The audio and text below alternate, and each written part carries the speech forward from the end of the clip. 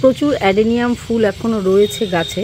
এবারে জানি না, মানে নভেম্বর মাসের প্রায় মিডল হতে চললো, অ্যাডেনিয়ামের কিন্তু ফুলের অভাব নেই। আর এই গাছগুলোতে তো এত বড় বড় ফুল হয় যে ফুলের ভারে ঝুঁকে ঝুঁকে থাকে। তাই এগুলো দেখেই আজকের এপিসোডটা আমি শুরু করলাম। Hello friends, welcome to Madhu's dream garden. আপনাদেরকে কথা দিয়েছিলাম যে গ্যালিফ সিড থেকে কী কিনেছি নেক্সট এপিসোডে আপনাদের সঙ্গে শেয়ার করব। তো সবার আগে সেটাই দেখিয়ে নিচ্ছি। গতকাল গ্যালিফ সিড থেকে আমি কয়েকটা প্লাস্টিক পট কিনেছি, কারণ শীতে চারা বেশি থাকে, অনেক সময় পট ভেঙে যায়। তো সেই জন্য এই যে 4টে দেখতে পাচ্ছেন সাদা টব, আর এইখানে রয়েছে আরও প্রায় 6টা মতন এই যে এই কালারের পটগুলো। এছাড়াও যেটা বলেছিলাম আপনাদেরকে, এই যে এরকম হুক কিনেছিলাম গোটা 6, যেগুলো আমার পিটুনিয়া বা হ্যাঙ্গিং পট ঝোলাতে কাজে লাগে। এছাড়া নিয়েছিলাম কিছু সার, এখানে যেরকম রয়েছে 2 কেজি মতন নিমখোল ছাড়া আমার খুব প্রবলেম হয় গাছ বসাতে, নিমখোল প্রচুর লাগে। এছাড়াও এনেছিলাম 1 কেজি সর্ষের খোল, কারণ শীতের গাছে এখন খাবার দিতে গেলে এইটার খুবই প্রয়োজন হয়। আর যেটা নিয়েছিলাম একটা ছোট স্যাফ ফাঙ্গিসাইড, যেগুলো অনেক সময় চারা শোধন করতে গাছ বসাতে গেলে লাগে। অনেক সময় গোলাপ গাছে স্প্রেটিও করতে হয় ফাঙ্গিসাইড, তো সেই কারণে এটাও একটা এনেছি। আর এনেছি এই NPK 0050, যেটা গাছে ফুল আনতে গেলে স্প্রে করতে হয় আমাদের। তো এই কটা গাছের প্রয়োজনীয় জিনিস নিয়েছি। এছাড়াও 3টে পিটুনিয়া কিনেছি ফুল দেখে। এই যে 2টো ডায়ান্থাস কিনেছি, এই যে এই একটা এটাও ফুল দেখে কিনেছি। গ্যালিফ সিড থেকে আমি কিনেছি সুন্দর নেস্টাসিয়ামের চারা। এখানে লক্ষ্য করে দেখুন, বীজের থেকেই চারাগুলো হয়েছে। এখানে 6টা চারা একটা বান্ডিলে ছিল, তো আমার থেকে 30 টাকা নিয়েছে, 5 টাকা করে পার চারা পড়েছে। নেস্টাসিয়ামের চারাগুলো এখনই বসিয়ে ফেলতে হবে, কারণ এগুলো বেয়ার রুট করা রয়েছে। তো আমি এখানে আমার যে হ্যাঙ্গিং যে পিটুনিয়ার যে মাটি, সেই মাটিতেই বসাচ্ছি, কারণ নেস্টাসিয়ামগুলোও আমি হ্যাঙ্গিংয়েই দেবো। আপাতত এই মাটির পটে সেট করে নিয়ে পরে আমি আরেকটু ঝাঁকড়া হয়ে গেলে হ্যাঙ্গিংয়ে দিয়ে দেবো। আপনাদের সঙ্গে এখন শেয়ার করলাম, কিন্তু গতকাল আমি বিকেলের দিকেই কিন্তু চারাগুলোকে বসিয়ে দিয়েছি। অলরেডি দেখুন এখানে সেটও হয়ে গেছে সব কটা চারা। একটু বড় হলে আমি এদেরকে ছাদে নিয়ে যাব, তা না হলে ওই যে খেয়ে ফেলছে, নষ্ট করে ফেলছে ছোট ছোট চারাগুলো। তাই নেস্টাসিয়ামের চারাগুলো বসিয়ে দিলেও বাকিগুলো আমি এখনও বসাইনি, পরে বসাবো। আজকে অন্য একটা ইম্পর্টেন্ট গাছ রিপোর্টিং আপনাদের সঙ্গে শেয়ার করব। ঠাকুরপুকুরের সুশান্তদা নার্সারি থেকে 4টে ডবল ভ্যারাইটির পিটুনিয়া এনেছিলাম। চারাগুলো ইতিমধ্যে বেশ বড় বড় হয়ে গেছে, কয়েকটার তো আর উপর দিয়ে ফুলেরও দেখা পাওয়া যাচ্ছে। এই অবস্থায় গাছগুলোকে রিপোর্টিং করাটা খুবই জরুরি। তা আজকে ডবল পিটুনিয়া রিপোর্টিং আপনাদের সঙ্গে শেয়ার করব। চারাগুলোকে আরও একটু লক্ষ্য করলে দেখা যাবে নিচ দিয়েও কিন্তু ব্রাঞ্চ ছাড়তে আরম্ভ করেছে। পিটুনিয়া যে গ্রোথ হচ্ছে, এটাই হচ্ছে তার নিদর্শন যে আশপাশ দিয়ে প্রচুর ব্রাঞ্চ ছাড়ে, যেগুলো দেখতে পাচ্ছেন। অবশ্যই কিন্তু আমাদের আজকে রিপোর্টিং এটা করে নিতে হবে। ডবল পিটুনিয়া চারাগুলো রিপোর্টিং করার জন্য আমি এখানে 10 ইঞ্চি ছড়ানো 4টে গামলা পট নিয়ে নিয়েছি। যে কোনো গাছের পট সিলেকশন কিন্তু একটা উল্লেখযোগ্য ব্যাপার। পিটুনিয়ার জন্য সব সময় আমাদের ছড়ানো পট নিতে হবে, কারণ পিটুনিয়ার শেকড়গুলো অনেকটা নিচ পর্যন্ত যায় না, আর ব্রাঞ্চগুলো সাইডের দিকে বেরিয়ে সরায়। একটু আগেই আপনাদেরকে দেখালাম, এই যে দেখুন পাশ দিয়ে ব্রাঞ্চ ছাড়ছে। তাহলে শ্যালো পটই হচ্ছে পিটুনিয়ার জন্য একদম আইডিয়াল, যাতে ব্রাঞ্চগুলো সেন্টার থেকে বাইরের দিকে ছড়াতে পারে।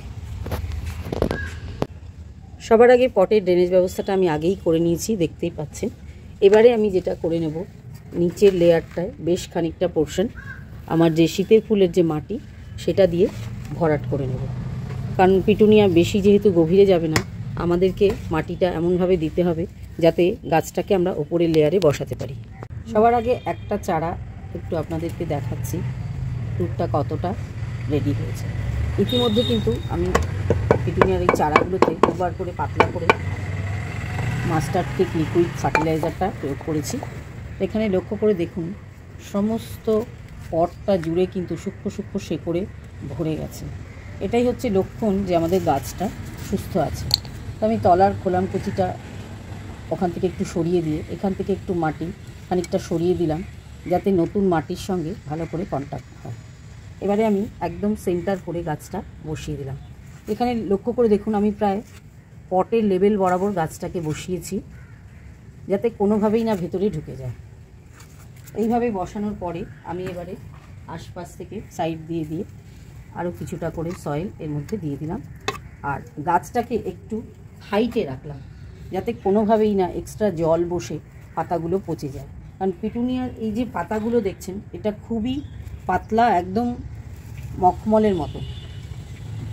হাত দিয়ে ধরলেই বোঝা যায় যে কতটা সফট। খানিকটা পালং শাকের পাতা যেরকম হয়, পিটুনিয়ার পাতাগুলো কিন্তু সেরকম হয়।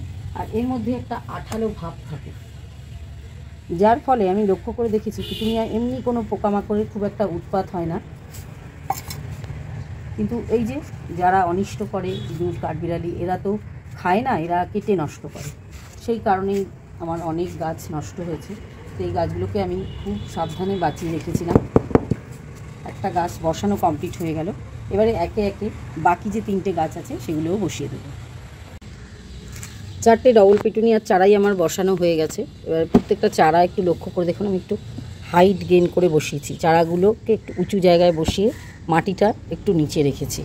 ওই যে কারণ হচ্ছে, কারণ পিটুনিয়ার এত সূক্ষ্ম শেকড়, অতিরিক্ত জল যদি ওখানে পেয়ে যায় অনেক সময় পচে একদম রাতারাতি নষ্ট হয়ে যায়।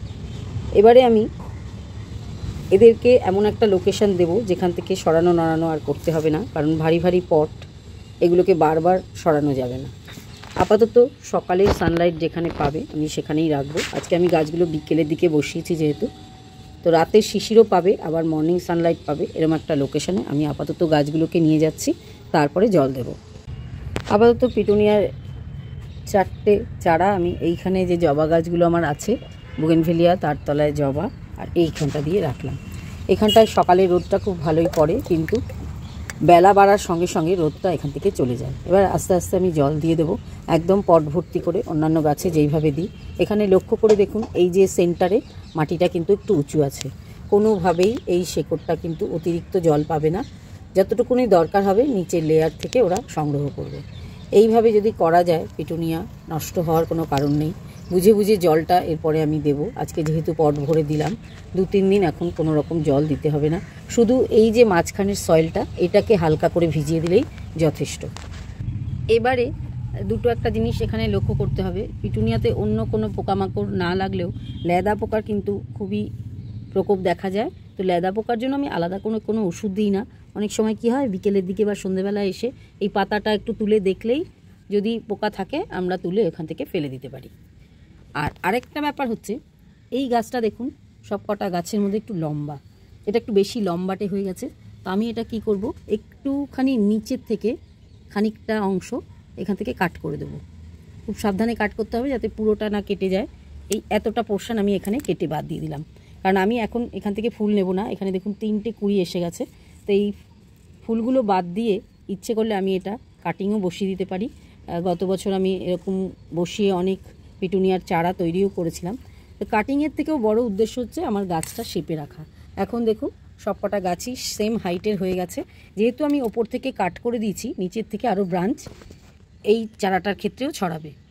2-3 দিন বাদে অন্য কোনো ভিডিওর সঙ্গে যখন আমি আপডেট দেব, নিশ্চয়ই আপনাদেরকে দেখাবো যে আমার চারাগুলো কেমন আছে। ডবল পিটুনিয়া রিপোর্টিংয়ের ভিডিওটা আপাতত এখানেই শেষ করলাম। দেখা হবে আবার পরবর্তী ভিডিওতে এরকমই কোনো শীতের গাছের চারা রিপোর্টিং বা অন্য কিছু নিয়ে। এখন যেহেতু শীতকাল, রোজই কিছু না কিছু থাকে, তাই প্রতিদিনই ভিডিও আমি আপলোড করছি।